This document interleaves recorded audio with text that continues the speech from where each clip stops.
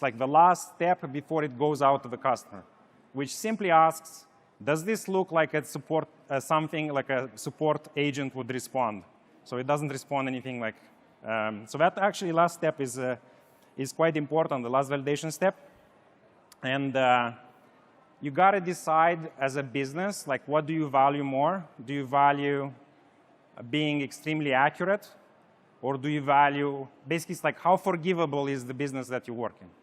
For example, if you're determining, I don't know, legal documents or something like that, you're working with that, like that can be less forgivable than a support response in a D2C brand. So I think as a business, it's important to decide this aspect, and that allows you to build the AI agent in such a way that is very useful.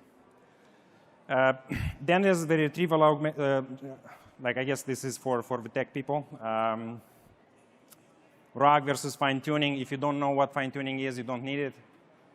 If you do know what it is, you probably still don't need it. But if you do think you need it, it can be good for very well-defined steps. And you can use it to achieve quite good results. But I would say it's like there's new models coming out all the time, and they are cheaper and cheaper. So we found that like it's not very useful, actually, not necessarily something to look into. But it can do very well for improving F1 scores. All right.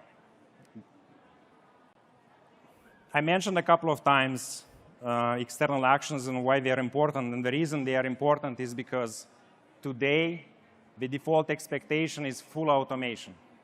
That's what people expect. That's what businesses expect. They don't expect you to just do some of work. They expect you to do all of the work, at least in customer service. And the ability to perform external actions is really key, because if you only respond to questions, but you're not able to change someone's shipping address or perform a refund or do a return or do all of that, that's just half of the work.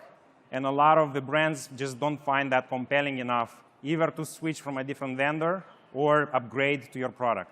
So that's why like actions are very important. However, there are challenges with them. As I mentioned earlier, you absolutely have to have some strict filters outside of the LLM to create this safety. What I mentioned earlier with the example where the LTV of a customer is higher than a certain threshold, then you perform the action. And that's processed outside the large language model to make sure that it never happens no matter what.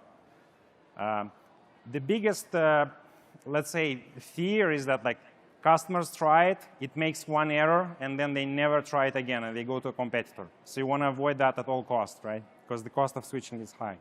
And also, a lot of people are very skeptical these days, and rightly so. Everyone promises 80% automation. Like anywhere you look, I'm sure your inbox is full, including from us.